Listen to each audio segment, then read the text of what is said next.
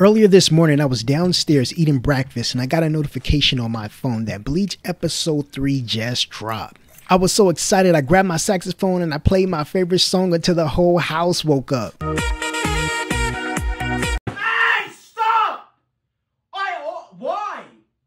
I just don't get it. If you are excited as me right now, hit that like button and let me know your favorite part in the comments below. Now let's begin. The first thing we see is Ichigo and Neil looking down at the Stern Rider preparing to fight this powerful enemy. Neil is surprised that he defeated the Tres Bestias without breaking a sweat.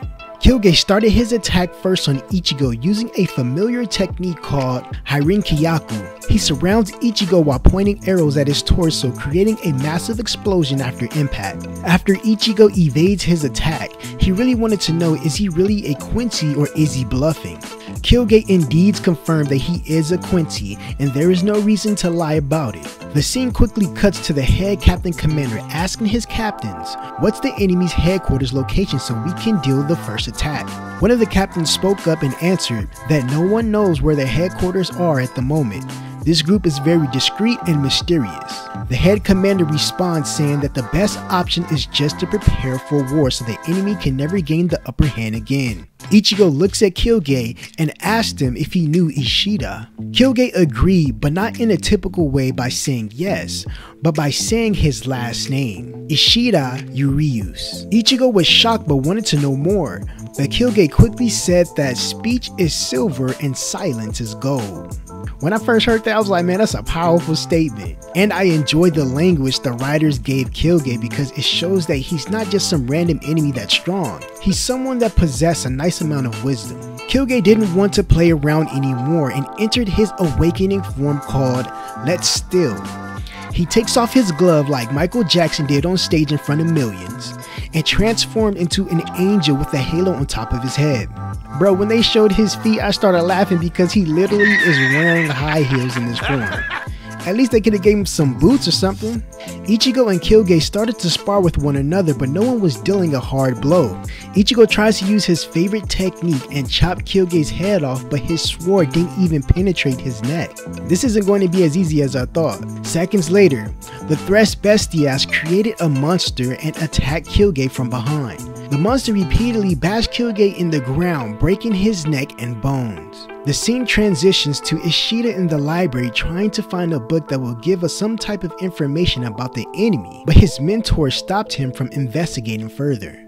Ryunosuke and friend was stopped by the 6th seat Kajimoru. He explains to them that the purpose of the Soul Reapers is to keep balance between the Soul Society and the real world. But because the Quincy's are destroying Hollows completely, it created an imbalance between both worlds. Ishida found his master's diary in his office, and it states the Soul Reapers tried to make a covenant with the Quincy's in the past, but nothing worked. So the Soul Society made a hard decision and decided to destroy all the Quincy's at that time. So because the grudge that the remaining Quincy's possess, it turned into a greater force that the Soul Society has to deal with now.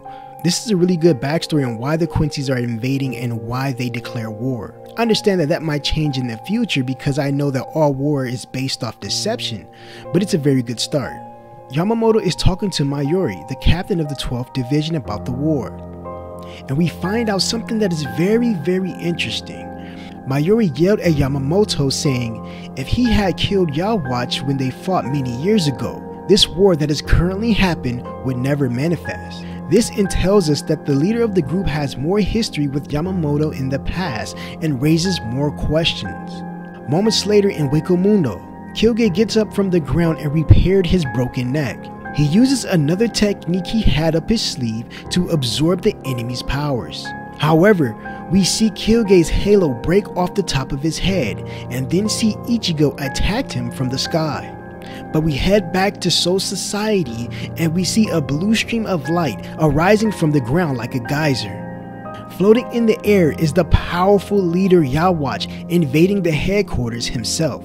But I don't think he's alone because we see a member of one of the division squad gets their right arm severed off his body. So when everyone looked back at the entrance of the Soul Society, they see the Stern Riders arrived, assisting Yhwach in the 1000-year blood war.